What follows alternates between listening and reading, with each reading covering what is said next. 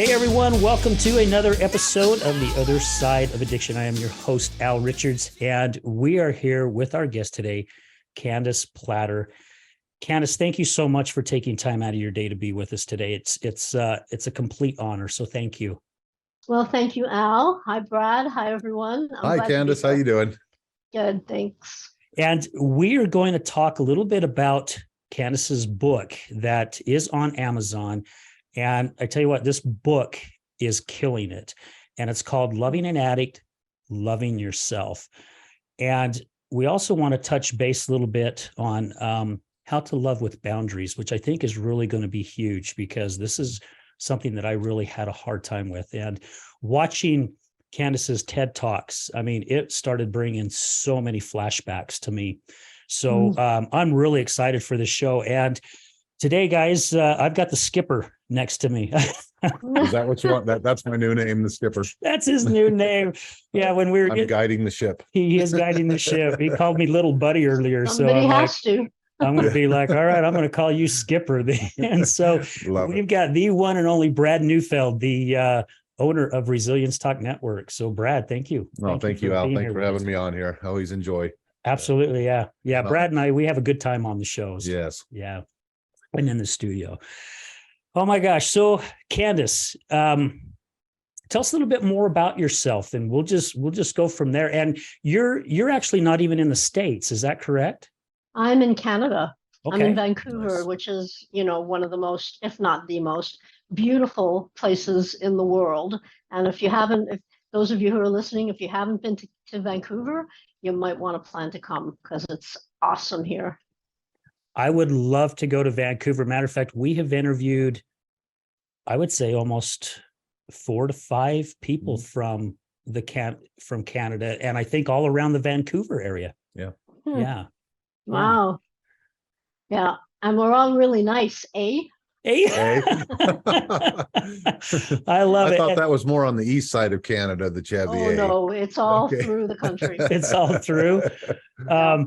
My mom and dad, they go to Yuma down south, and my dad just passed this past February, but him and my mom would go down to Yuma every year in the winter. They'd leave in October and come back in April. And when he was passing, we went down to Yuma, and they stay in a fifth wheel.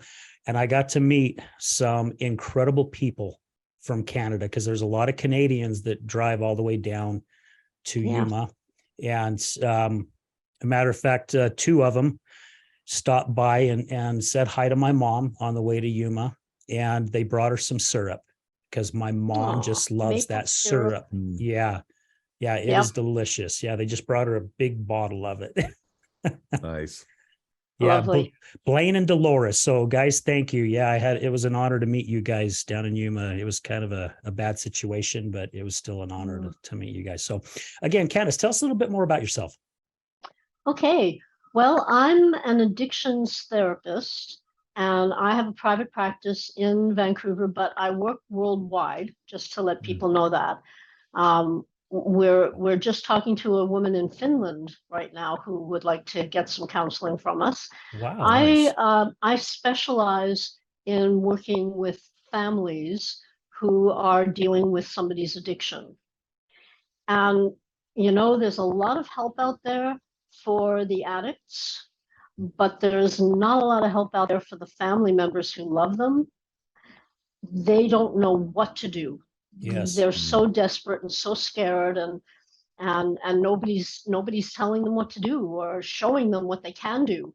And so that's where we come in. My business is called Love with Boundaries. Ooh, I love that. Because we need to love, and we need to love our addicts, and we need to love them with boundaries. We actually need to love everybody with boundaries, self-respecting boundaries, so that we're not disrespected and walked all over, but especially when you're dealing with somebody with an addiction who is, pretty good at manipulating. Those of us who have been in addiction know that very well.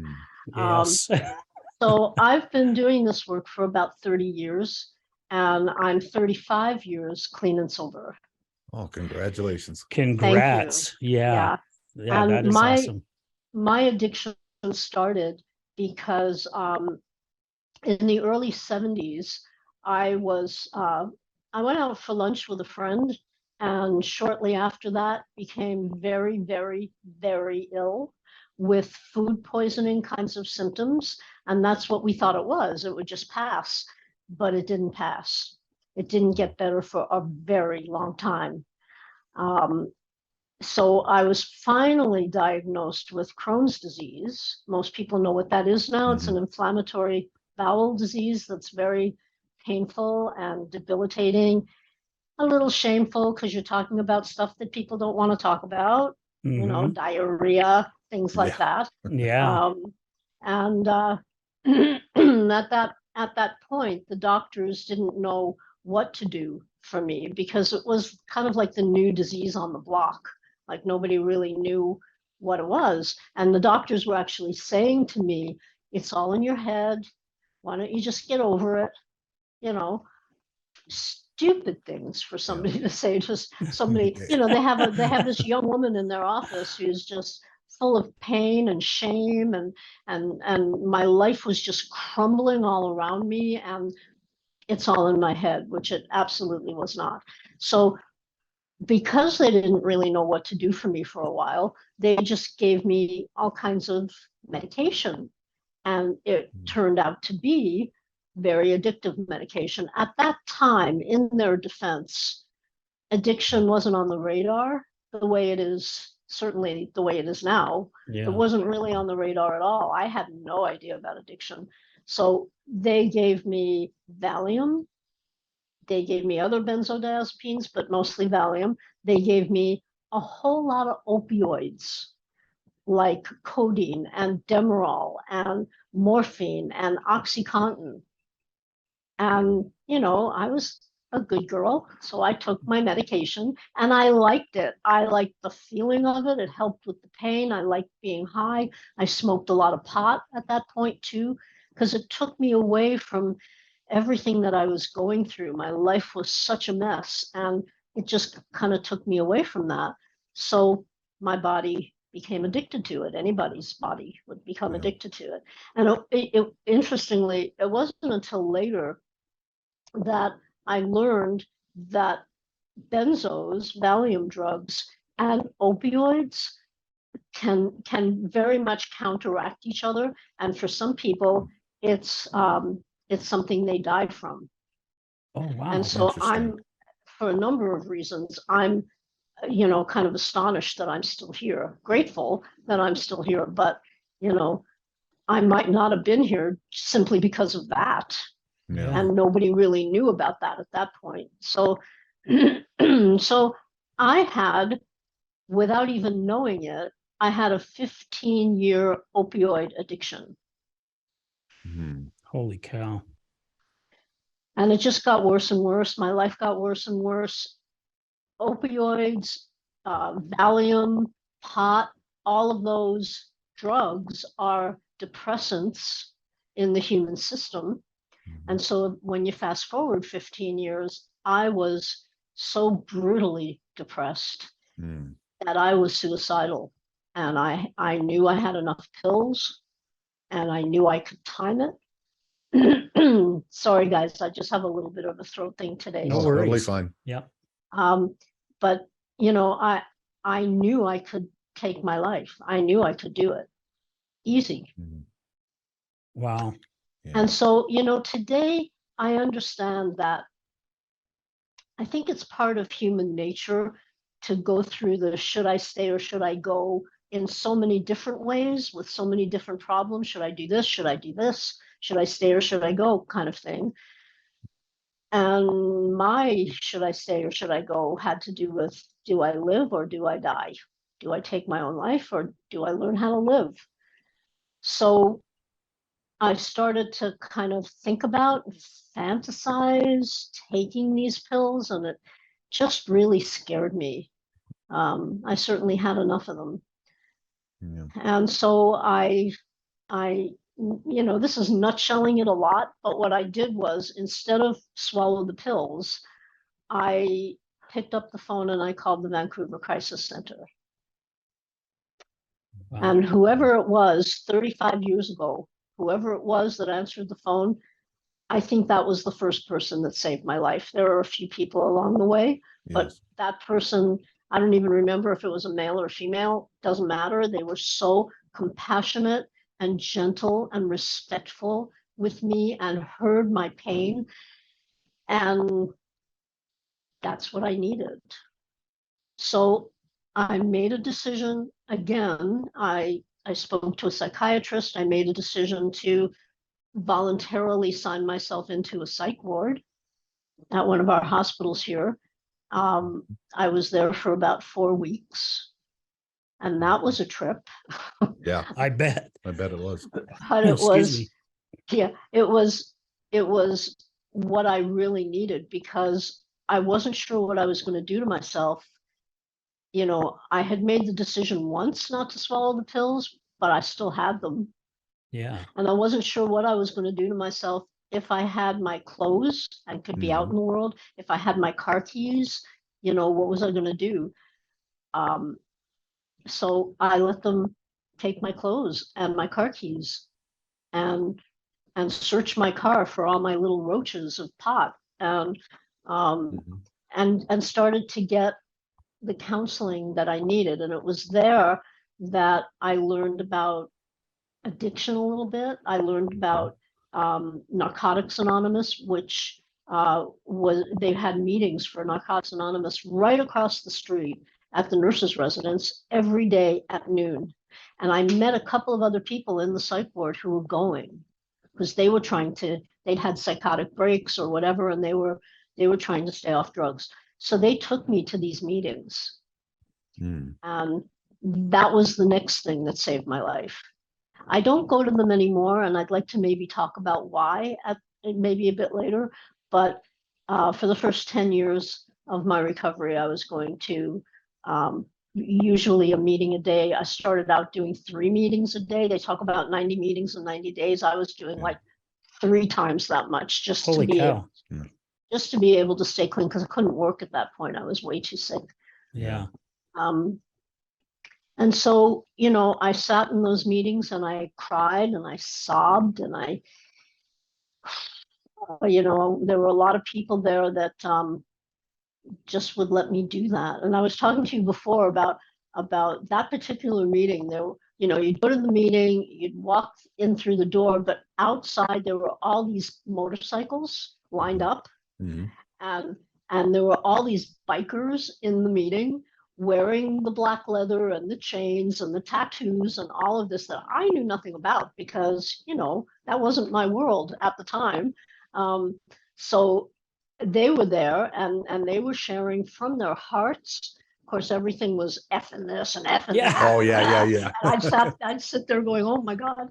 But I would just sob through it. And they would come to me and they would hug me and they would say, keep coming back. Nice. And, you know, in my family, that wasn't the message I got. It was more like, go away. Yeah. Yeah. So, You're a pain in our ass, right? So just leave. Exactly. Yeah. We just don't want to have to deal with you. So to have people tell me to keep coming back was a gift. It was really lovely. And I kept coming back. Yeah. So that was the beginning of my recovery.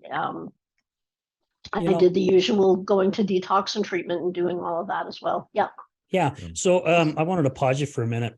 Yeah. The majority of our guests that have come on, I would say probably 98% of them, they usually fall into, well, their addiction kind of starts at the age of 12, 13, 14 years old, right around the puberty time. Right. And it's pretty much, I would say 98% of them is because of some kind of trauma in their life.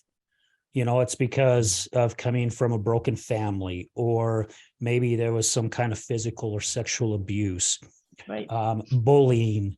Yeah. You know, there's such a wide range. Driving force. Driving force that gets it.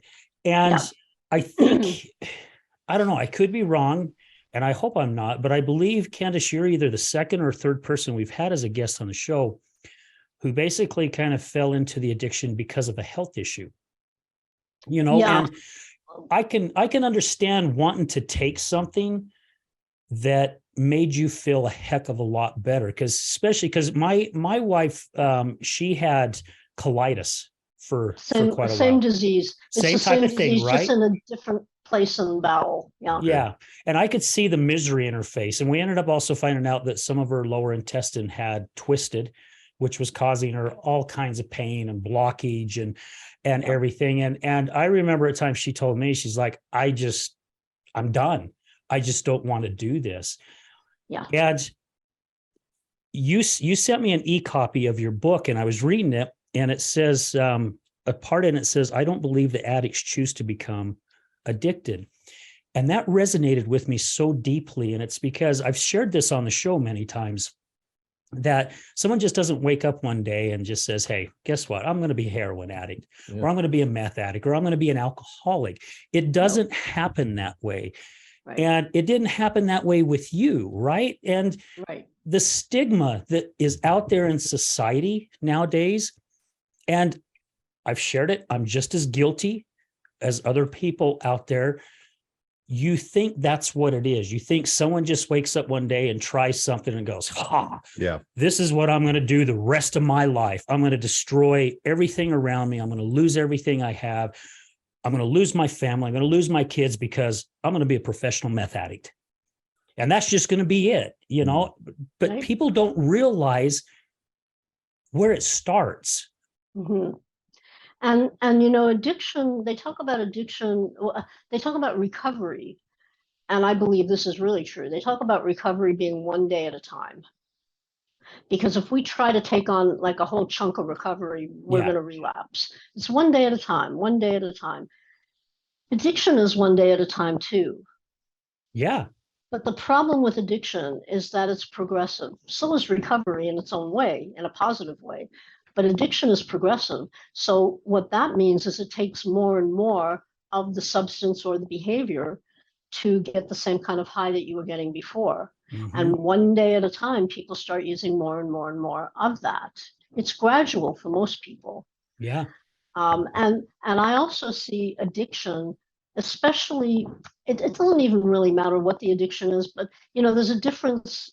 Most of the people who are listening to your show probably know this. There's a difference between a mind-altering addiction, alcohol, drugs, alcohol's a liquid drug, and behaviors like gambling or spending too much money shopping or watching porn or eating too much chocolate, which is one of my addictions now. Yeah, there you go. Yeah. Is there a chocolate anonymous? No, never mind. I would not go. I would not go. I don't want to stop. No, Yeah, me neither. but you know, I lost my train of thought in that great moment. The mind altering towards, compared to. Okay, got it. Okay. Thank you. So addiction, no matter what it is that you're doing, is actually a form of self-care. It's just a twisted form of self-care. You want to feel better. You want to do something for yourself that feels better. Many people who are in addiction, most people, I mean, addiction is no fun to be in. We all know that. We have this euphemistic word that we're partying, right? We're partying. Mm. We're not partying, we're suffering. Yeah. So it's not fun. Every once in a while, you might have a fun experience with addiction, but most of the time, it's really miserable and awful. And so, as a form of self-care, it's very twisted and very unhealthy, and it always comes back to bite you on the butt.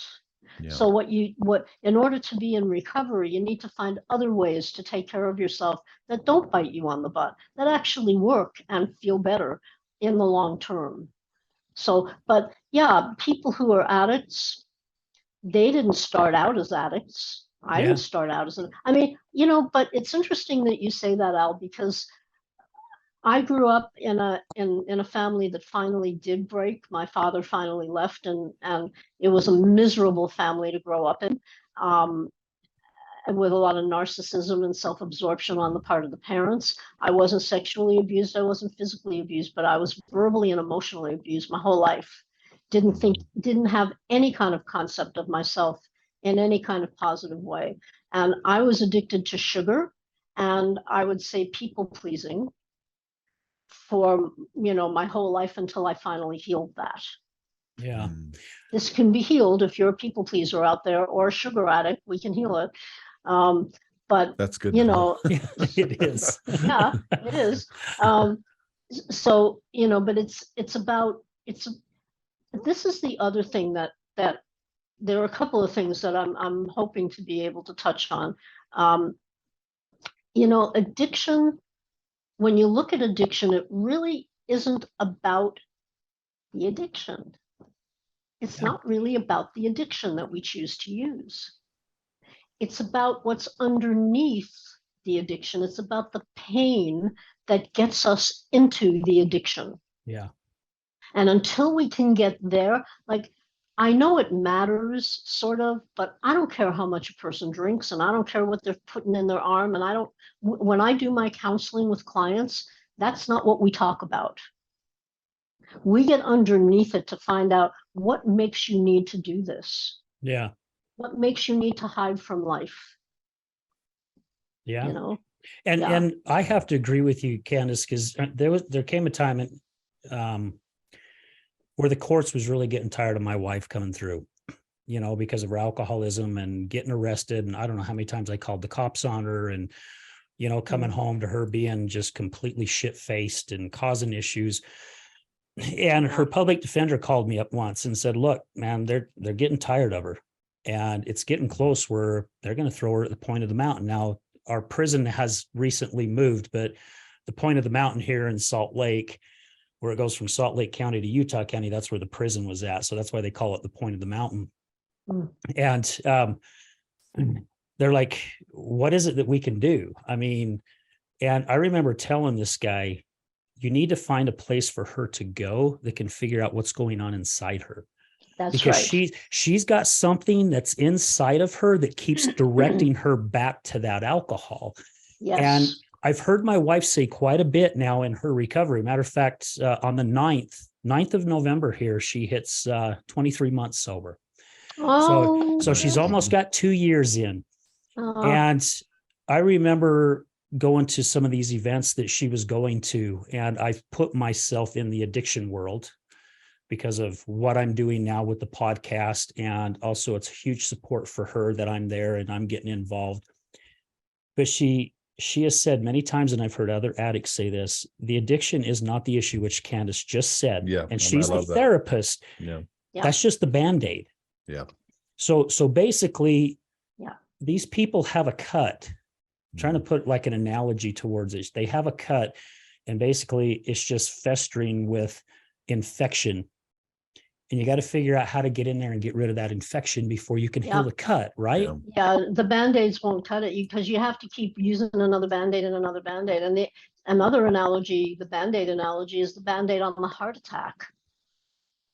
Wow. Like a Band-Aid won't cover a heart attack. No. And it doesn't cover the pain. It covers it for a minute and a half. And then addicts they might feel really good for a second, and then they feel total shame. When we're in active addiction, we know that our lives are a mess. There's no question that we know that our lives are a mess. Our families know it, people around us know it, but we know it too. Yeah. We look around us and we see maybe people the same age who are married and have children and working a job, and we're not doing that. We're using drugs every day. We're sleeping until at least noon, and our lives are a mess. There's a choice point that happens for addicts, and this is something I really wanted to talk about, is choice in addiction. Because there's a choice point that we reach when we really know and understand and feel that our lives are just, we don't really want to be living this way anymore. Yeah. That's when we make the decision. Again, it's, do I stay or do I go? Do I stay in active addiction? Or do I move into some kind of an active recovery? Do I reach out for help? There are so many people that can help you if you want to reach out for help. We're here for you. We're here. I'm here for your family as well. I'm also here for you. But that's the choice point, because all of us, I think you'll agree with this. I hope you do. All of us who are in recovery know that we are making a choice to stay clean and sober one day at a time. Yeah. Whether we see addiction as a disease, which the 12-step model does, whether we see it as, a genetic predisposition, my father drank, my mother, whatever, the scientists haven't been able to totally, in the 35 years that I've been involved in addiction, the scientists have not definitively come to a place of there's a genetic predisposition. But I think there is, and I see it in families. But just because that it's there does not mean we have to do it. Right. And Yeah. just because we have a disease, if you want to call it a disease, I don't call it a disease anymore, because I have a disease and I know the difference between Crohn's and addiction. It's just so different. I think people like to call it a disease because there's brain involvement in addiction, of course. And there's significant brain involvement, especially with mind-altering substances. But there's brain involvement in everything that we do. Yeah. Everything we do, because that's how we're wired. That doesn't mean that it translates into being a disease. But even if you want to see it as a disease, underneath all of that, it's a choice we make. Yeah. And we're either making the choice to be in recovery, or we're making the choice to be in addiction. And it's really that simple. Yeah. It's not easy to be in addiction or to be in recovery. Recovery is much better, but it's not easy. But it's simple. What choice are you going to make today? What choice are you going to make this second? Am I going to swallow my pills? Am I going to pick up the phone? What choice are you going to make? Yeah. Well, So we kinda- that's how I work with people who are either family members of addicts or the addicts themselves.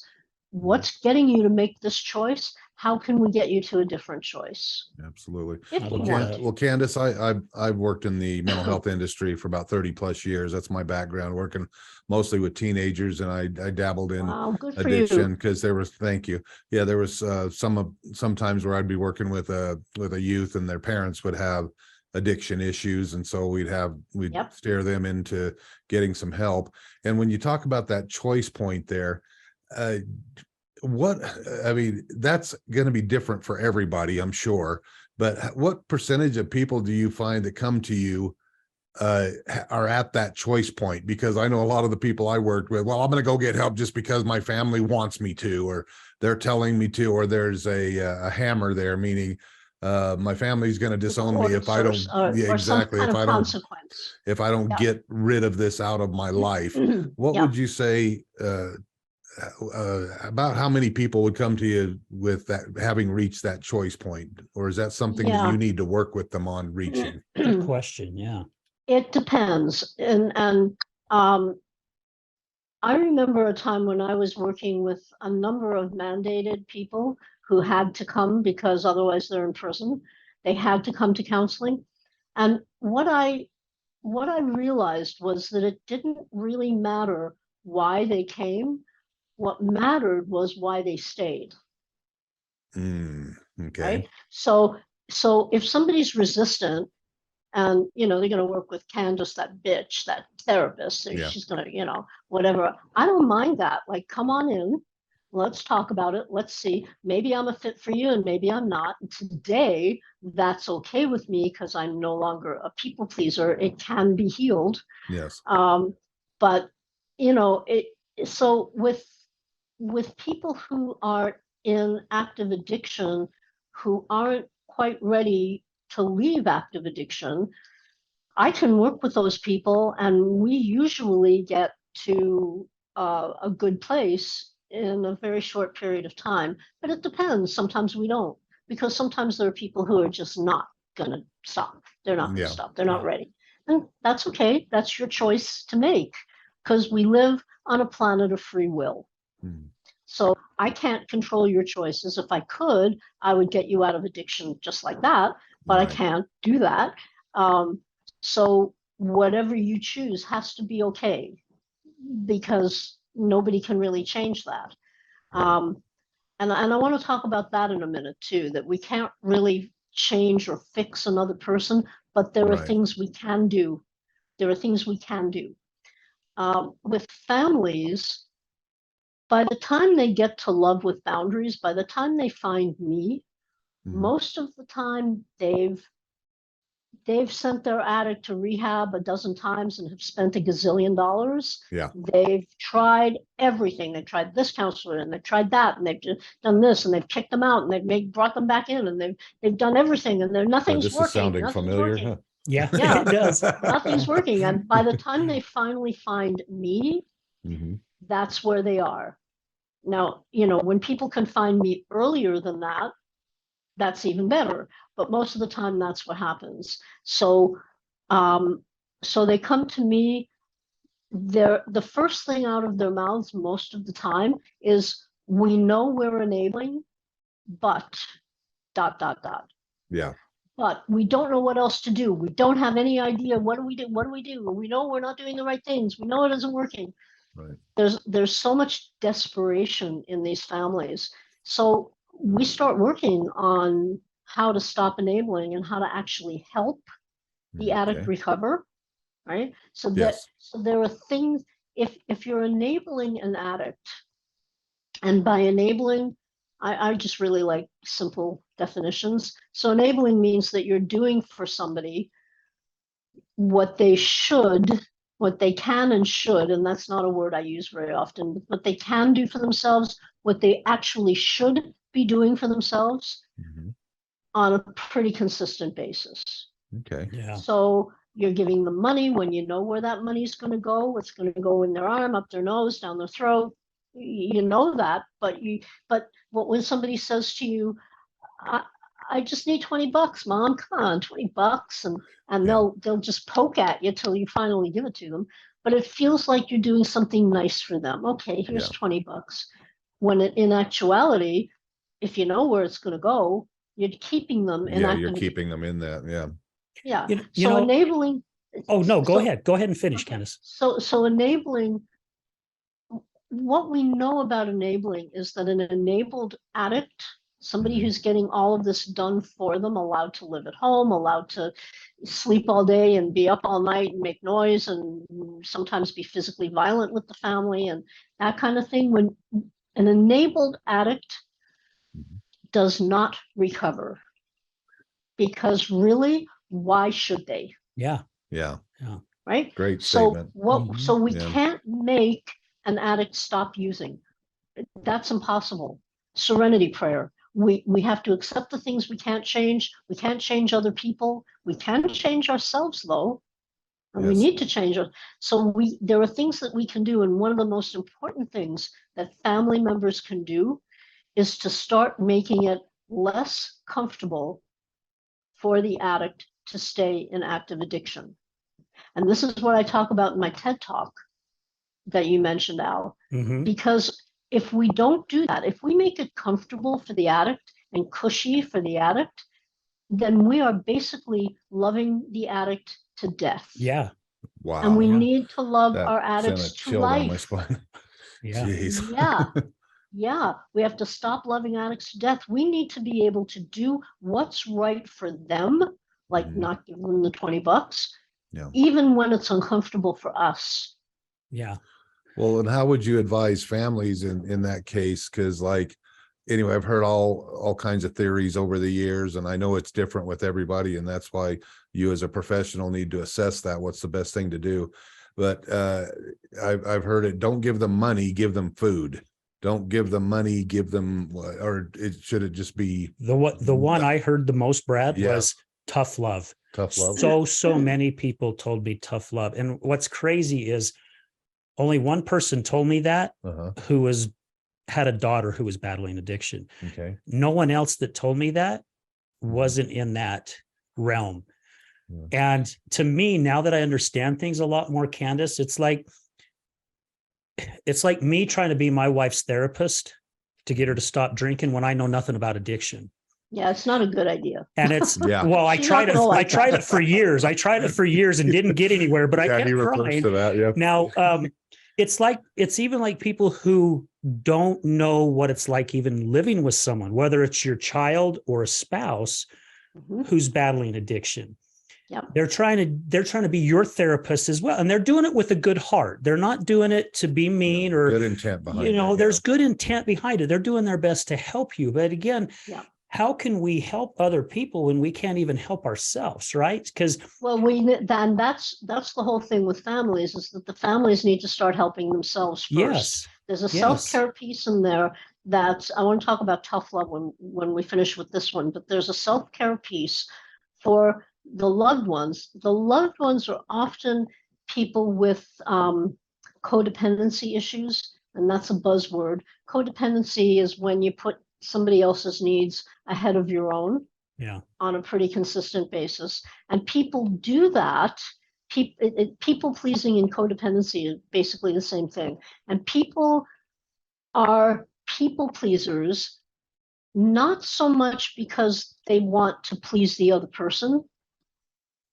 They are people pleasers because they don't want the other person to get mad at them. Yes. Okay. Yep. It's a self-protection, right? Mhm. So I don't know how to deal with conflict. I hate conflict. I don't want any conflict. So if I can't deal with conflict, then I'm going to say yes a whole lot.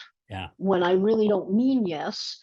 But if I say no, I'm afraid of the conflict. I'm afraid you're going to get mad at me, and I'm afraid you're going to, disappoint, frustrated with me and all that stuff. And so I teach people, family members, how to deal with somebody else's anger. Because once we learn that, if we learn how to effectively, respectfully deal with somebody else's anger, frustration, disappointment in us, Mhm.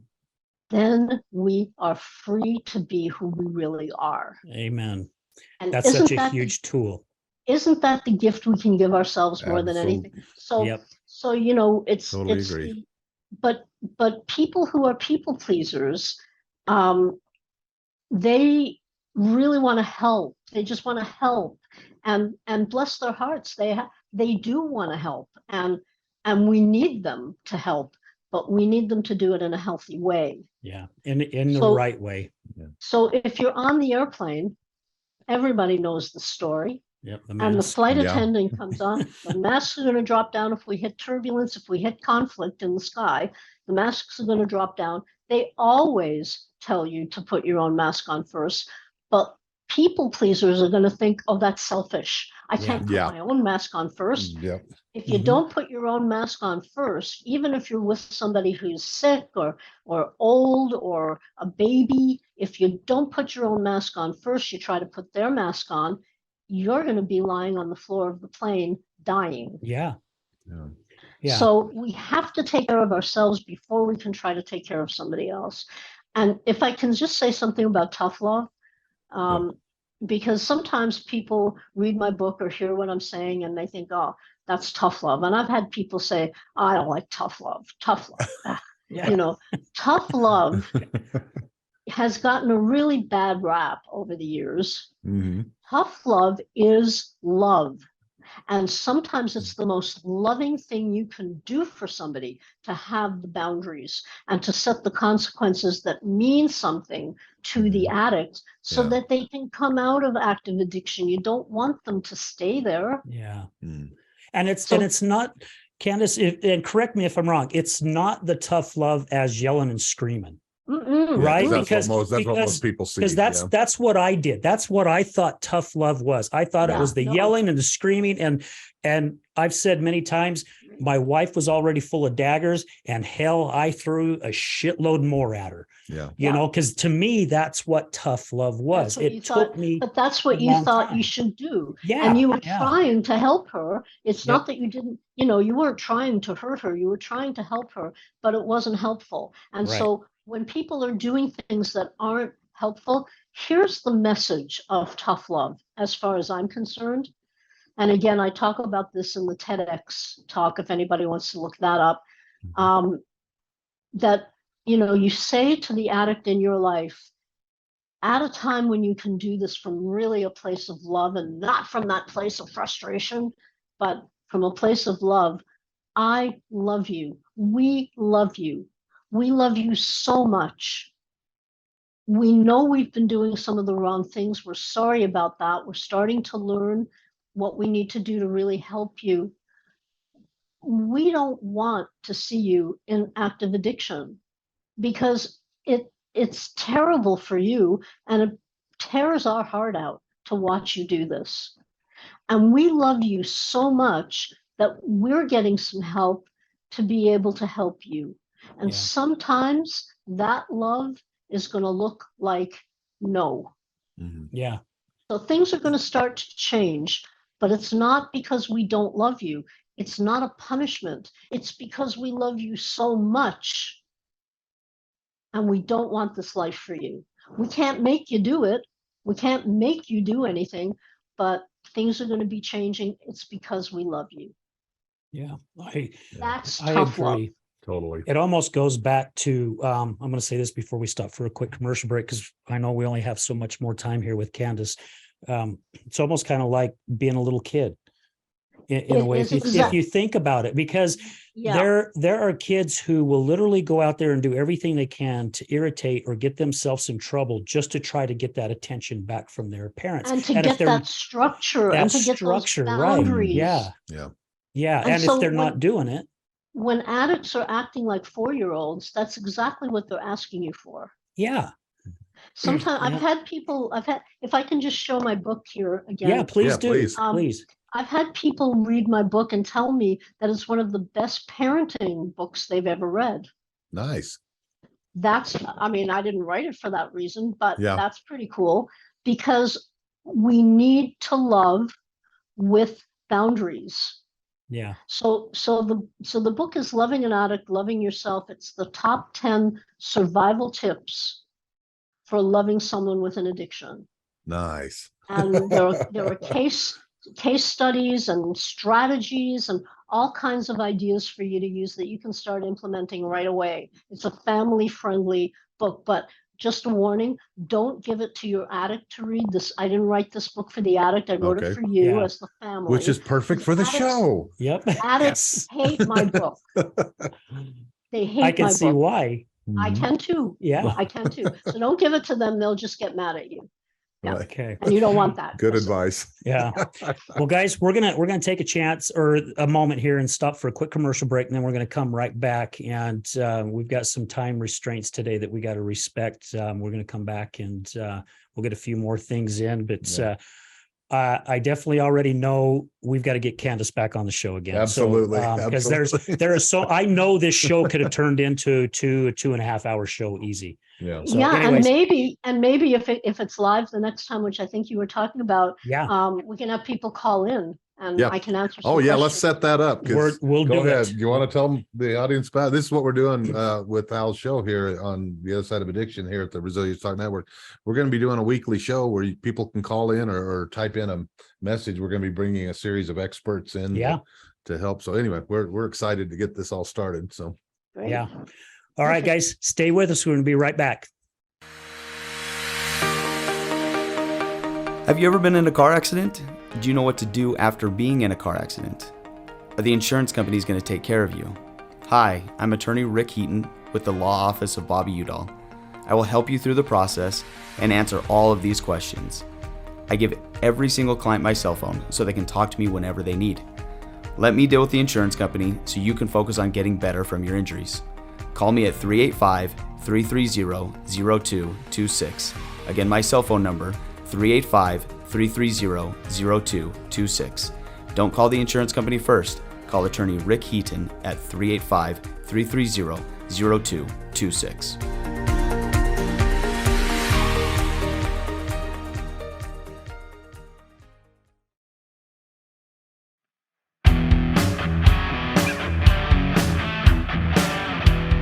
hello, my friends. This is Brad Neufeld, and I want to thank you for tuning in to the Resilience Talk Network.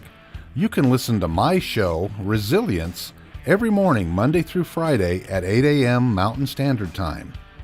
On my show, we will be discussing what it takes for you to overcome the day-to-day challenges that all of us face in life, as well as some of the devastating ones that may lead us to feelings of hopelessness and despair. It's my goal to provide you with the tools and skills that you need to overcome anything that is thrown your way. To find out more about my show, visit our website at www.resiliencetalk.com. That's www.resiliencetalk.com. And as always, until we meet again, go for everything that you want in life and make it happen.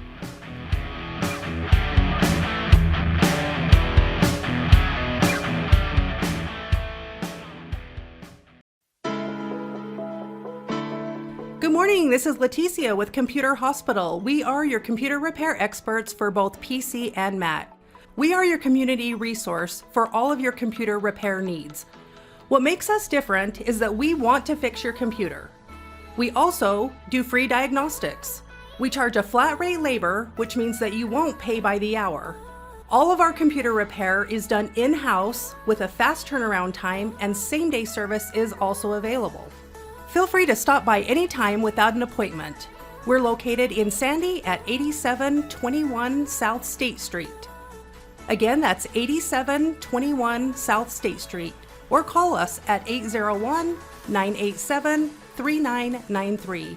Again, that's 801-987-3993. This is Leticia with Computer Hospital, and we look forward to seeing you soon.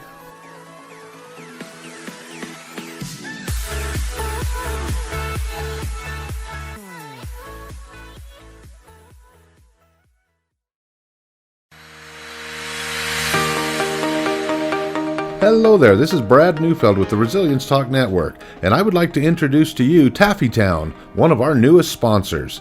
Let me introduce you to Derek. Hi, I'm Derek from Taffytown. We're proud sponsors of the Other Side of Addiction podcast.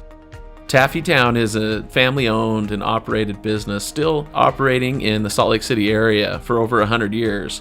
We manufacture some of America's best saltwater taffy. What makes Taffytown stand out from all of the others? We have a unique recipe, a whipped-style recipe that incorporates egg whites, evaporated milk, real sea salt.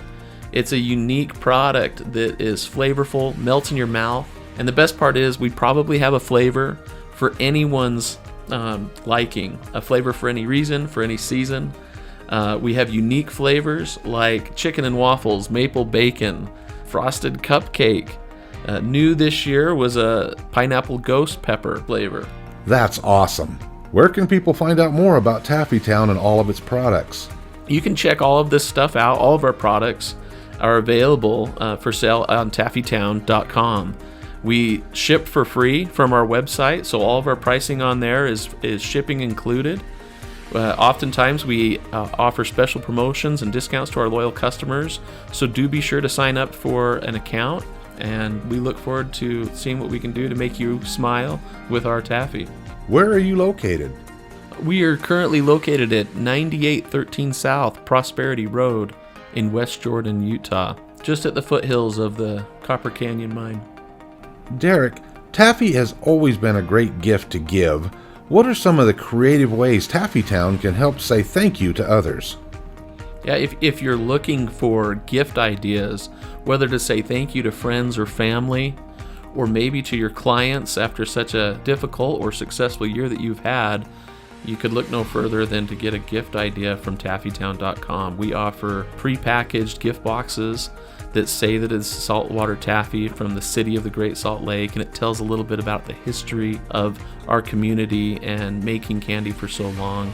You can also do customized gifts to pick out just the right flavors or colors of candy for that special someone and deliver even a personalized message in that box to them. So please feel free to check out taffytown.com for any gift ideas this season. Thank you so much, Derek. Please visit taffytown.com. That's taffytown.com to find out more about the products and services that Taffytown offers. You won't be disappointed.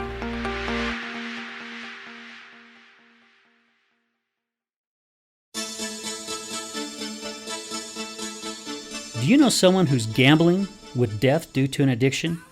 Do you know someone whose life is being turned upside down due to a loved one that's battling with addiction? Hi, I'm Al Richards. I am the host of the Other Side of Addiction podcast. I started the podcast due to my wife's battle with alcohol. Let's just say I became addicted to her addiction. Our podcast is helping people understand a little more about those who have battled addiction and those who are hurting from their addiction. Through raw vulnerability, we share stories that help uncover the root causes of addiction.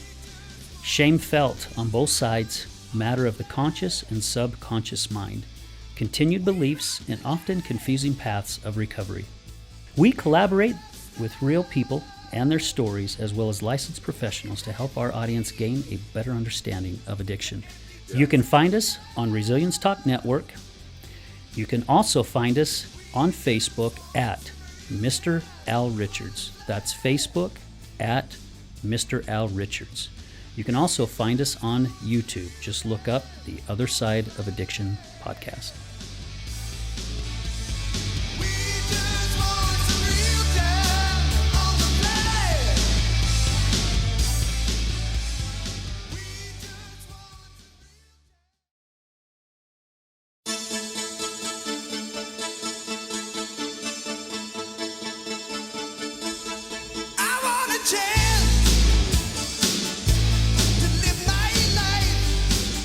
Hey everyone, welcome back to the Other Side of Addiction with our special guest, Candace Plattor. So again, Candace, thank you so much for taking time out of your busy day to be here with us. We greatly appreciate it.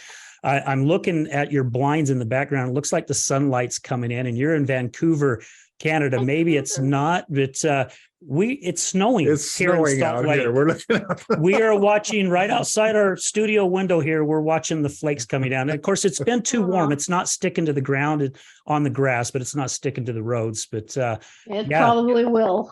Yeah, it probably will soon. Yeah. So the first half of the show, there were so many things you were saying, Candace.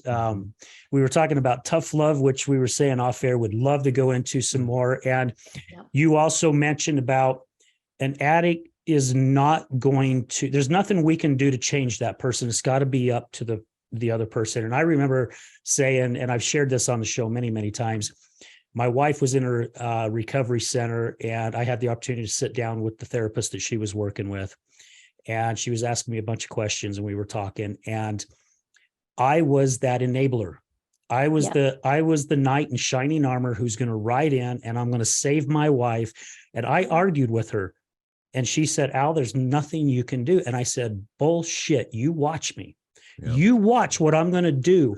And I tried for 7 years, Candace, 7 years, and it never went anywhere. But you were trying the wrong things. That's exactly right. Because there are things you can do, but nobody was telling you what they are. Yeah. Yeah. So what you can't do is change her. Only she can change her, but you can do some things that would make her come around to that faster.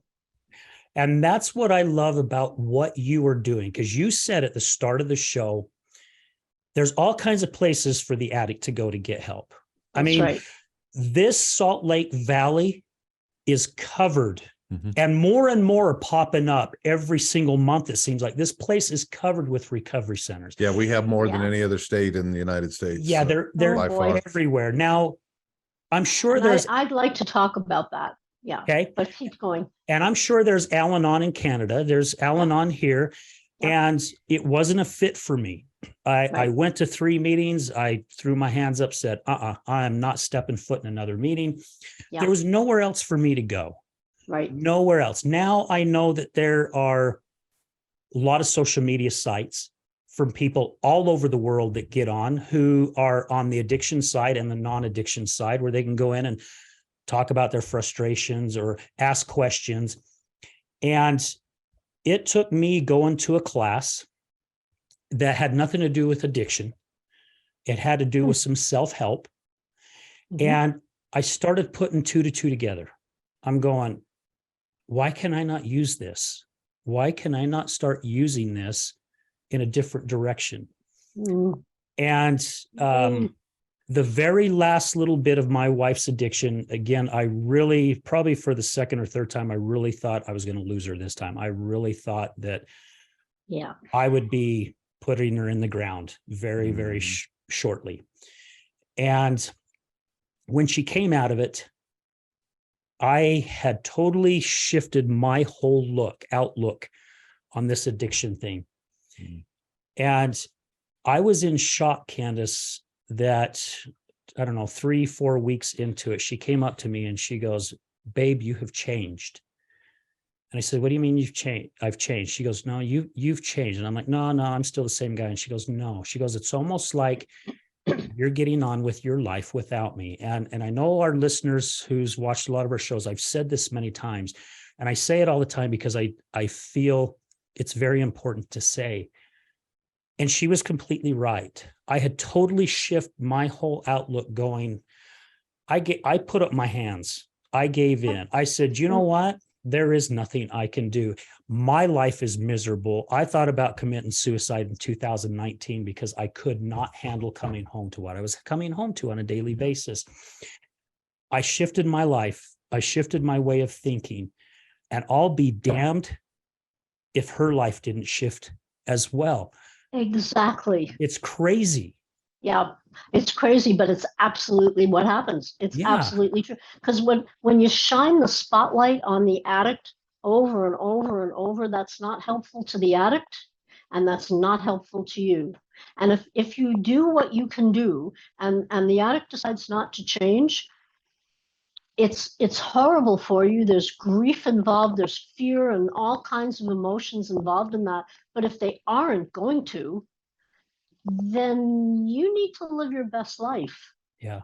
Because you're still here. Yeah. And usually what happens is that as the loved ones make that determination, when they finally get to that place, and it's a hard place to get to, but when they finally get there, the addict sits up and takes notice, like your wife did, and says, "Wait a minute, where are you? Come back here. Wait a minute. What about me?" Yeah.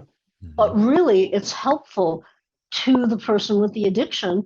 So they kind of say, "Thank you for finally not enabling me anymore." Yeah. Yeah. And that's exactly what happens. And This is tough love. It's a great thing. it Tough is. love. It is. And it's that different type of tough love. Like there is the two. I was doing it the wrong way. Yeah. Once I started learning, and there is an outfit here in Salt Lake Valley called Craft. Yeah, I know Craft. And it's ran from USARA here, where my wife is actually working on trying to get a job there. She just got she just passed her test last week. She is now a certified peer support specialist. Way to go, Janan. Yeah. So oh, how happy I am for her. That's so great. It is really great. And it's awesome. And I went through this class that they did, and they give you a book, and it's all free. They bring over the material. And it's kind of crazy because as you're going through the book, they're like, here's the scenario. And a lot of the scenarios that are in these books, in each chapter, I'm going, holy shit, they wrote this book about me. Yeah. This is exactly what happened in my life. So did I. I wrote my book for you too. Yeah. And then what they did is they're like, okay, I'm sure this is how you handled it. And I'm going, oh, spot on. That's exactly what I did. Yeah. Well, then the next week, you go into the next part of that chapter. And it's like, would have been better if you went this direction. Right. And I've shared this a few times. In my mid-20s, I went to therapy for 6 months because I had a bad temper. And I had to learn how to control my temper because I hurt someone that I really didn't mean to hurt. And it was because of the anger. The blinders came in and I just went berserk. Yeah. And I remember my therapist sitting down with me once and getting me really upset. And I could feel my knees bouncing, my toes bouncing up and down. I could feel my fists starting to double up. And she asked me how I was feeling. And I says, yeah, you've got me pissed off as hell. Why are you doing this? You're supposed to help me learn how to control my anger. She had this piece of paper. She put it in front of me. She flipped it over. There was a circle. One was dark, one was light on each half. All these different paths. I was pointing my finger to the dark side. That's how I was feeling. We touched base on it the first half of the show about choice. Choice for the addict, choice for us on the other side of the addiction as well. Right. When I told her I was pointing at the dark side, she goes, well, how come you didn't choose this side? as simple as you even said it is. It's so simple, but yet it's so hard. Mhm. I could have It's made not that easy. choice to go the different direction, but my choice was to stay here. I Yeah. didn't like being there. So why Right. did I continue to choose to go there? And until I Well- understood that, and it still didn't resonate to me, even through the depths of my wife's addiction, I completely forgot about that. But basically, it was the same damn thing. Yeah. You know, I was so busy being angry instead of going, oh, wait a minute, I have a choice. Because in AA, they teach the addict about boundaries, how to respect themselves, how to love themselves, choice, triggers. The same goes for us. We have that Well- choice, right? And we have to set boundaries for us, healthy boundaries. Yeah. You know, what happens for a lot of people who are in a position of being so angry and, you know, making a different choice, often they feel like they don't deserve a good life for whatever their own reasons are. They don't feel like they deserve to make a different choice and be happier. And so we have to get into that too. Like, what's that about? Is that from the past? Well, you know, the past doesn't really exist anymore, except for when we think about it. Yeah. And what are we thinking about it? And so let's change what we're thinking about the past. It's what people did to us, how people treated us badly is really not about us. Yeah. It's about them. So if we can start to understand that and you know, look at having a better life. I hear what you're saying about AA, and I do know that AA, the 12-step programs, have so many good things in them, like sponsorship and fellowship and, you know, sober dances, like how do you dance sober? Are you kidding me? Like Yeah. that kind of thing, right? I'm not able to do it. And it's wonderful. It's wonderful for people to be able to have that. The problem that I have with the 12-step program is that their teachings go kind of like this, that you have a disease, you're powerless over that disease, and you're going to relapse because relapse is a normal and natural part of recovery. And that's I giving them think the okay. It is. It's taking away, totally taking away personal responsibility of choice from the addict. And so saying that to an addict or to their family, I think it's dangerous. I don't think it's accurate, and I think it's dangerous. And when I was at about 10 years clean, I started really listening to all the readings that you do before the meetings, right? And I'm powerless. Okay, this is a disease. Well, it's not quite like Crohn's or cancer or diabetes or even the common cold. You know, I don't have a choice over those things. I do have a choice over whether I continue to use addiction. So I have a disease. I'm powerless over it. But wait a minute, I'm 10 years clean. I make that choice every day and I'm 10 years clean, right? And I'm going to relapse because it's a normal and natural part of recovery. I never have relapsed. And I've had many occasions medically, which I can talk about maybe in our other show, but I've had occasions to relapse and everybody would have understood. Oh, yeah, because they Yeah. tell you it's okay, right? Yeah. Well, and also it was medical. Yeah. I was in pain. I had Yeah. surgery. It was, you know, and I chose not to do that. But so I think we have to be careful in what we're looking at. We need to be careful. We need to be looking at what things are really being said here. And when you talk about all of the rehabs that are popping up, if they're teaching people that they have a disease that they're powerless over and they're going to relapse, the danger in that is, and they're looking at recidivism too, because it gets people back into the door. So they're looking at dependency on their program instead of let's really get underneath what's happening for you. Let's get to the bottom of it so that you can go out there, live a fantastic life, and never come back here. Right. Yeah, we have an outfit here called the Other Side Academy. downtown Salt Lake. The gentleman who is the executive director spent, I believe, 8 years at Delancey Street, which is in California. That's how this whole Other Side Academy is based off of, that same type of principle. It used to be a 2-year program. Now it's 2.5. They have gotten it to where they are not insured. Everybody that goes there can go for free. No insurance base, not state funded or anything like that.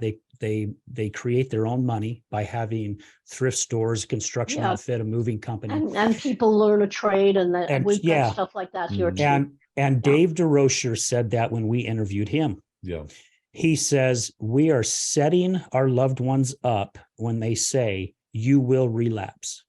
Because he doesn't agree with it either. He just like you, Candace, he doesn't agree with it. He goes, we're setting them up for failure, because if they have a bad day, we're loving them to death. Loving them to death. Yeah. So it's crazy. Gosh, we've got like 5 minutes left. And again, we're definitely going to have you back on, Candace, because there is so much more that I think we could definitely talk about. And I'd love to definitely have you come back on to where we can ask some people when we do our live show, say, hey, if you got some questions for Candace, man, get them in here. Because I think we could probably do a couple shows. Oh, absolutely. Out of this. Absolutely. Yeah. Where can we get a hold of you too? I mean, how can people find out about you? Yeah, definitely. Thank you. Yeah. So the web, it is a love site. Yes. It's a website called lovewithboundaries.com. So lovewithboundaries.com. .com. And what we do at Love with Boundaries is we offer a free, and it's really free, no strings attached at all, a free 30-minute consultation with one of our staff. And we hear more about what's going on for you. We tell you how we work, and if it's a fit, then we move forward and we start really getting into the work. If it's not a fit, that's absolutely okay. If you would like to have a free 30-minute consultation with us, just go on the website. You'll see a link for a questionnaire. It's pretty short. We don't ask you for your whole life, but we need to know a little bit about you. Fill out the questionnaire, and we will get back to you right away, because we know that addiction doesn't wait. And if you're filling out the questionnaire, you need help now. So we're going to get back in touch with you to set up this 30-minute consultation. And then we see where we go from there. But we'll explain everything and how we work and what we can do to help you. And we have clients all over the world. That's something else. I'm glad you pointed that out again. We have them, hopefully we'll have one in Finland, which is the first time ever for that. But we've got clients in the US and Canada. We've got clients in England, Australia, New Zealand, places like that. If you can speak English and you have Zoom, we can work with you.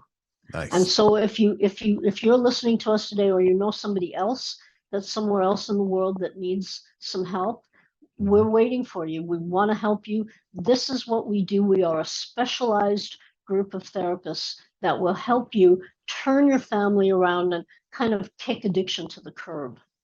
It can be done. Awesome. I love it. I love it. Candace, again, thank you. Thank you so much. Yes, thank you. This has been for all the information and finding time. I know you and I kind of was emailing back and forth for a bit, trying to find a time, and we were able to fit you in on a Wednesday here. And I'm just so grateful, grateful that you were able to be with us and share this information. And we are going to be in touch, because I definitely want to have you back on the show, maybe even a couple more, because this information needs to be shared. Absolutely. And it needs to be heard, because I know there are people out there who have been on the other side, or who are on the other side, like myself, that they don't know where to go. And there are some good programs like Craft. They are helping a lot of people, but also, again, it goes back to like rehabs. Sometimes a certain rehab isn't a fit for a certain person, but another one may be, so it's great to have these different types of places that we can send people to.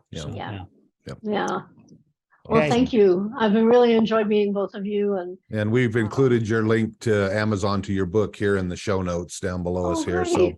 Yeah. So Great. people click on that and get Candace's book for sure. Yeah, I absolutely. think, if there are loved ones listening, you're going to see yourselves on a lot of the pages in the book. Awesome. Yeah. Yeah. Well, as I get further into it, I'm sure I'm going to see myself in a lot of those chapters. Right. Yeah. Yeah. And the hope is that you find that you see yourself sooner than later. There you go. Yeah. Learn what to do sooner than later. There you go. I love it. Again, Candace, thank you for your Thank time. you. Greatly appreciate it. Brad, thank you for sitting in. Oh, you're welcome. This has been fun. Thank you. Yeah, greatly for inviting appreciate it. And I wish we had more time, but we will make sure we make some more time. Let's do it. So Okay. guys, again, thank you to all our listeners, all our many sponsors, all our many guests and guest co-hosts. Thank you. None of this would be possible without you. We're going to end it as we do at the end of every show. Remember, addiction is giving up one thing for everything, and recovery is giving up everything for one thing. Did I say that right? No, I said it wrong. Yeah, you did. Okay, redo. Hurry, really quick. Remember, addiction is giving up everything for one thing, and recovery is giving up one thing for everything.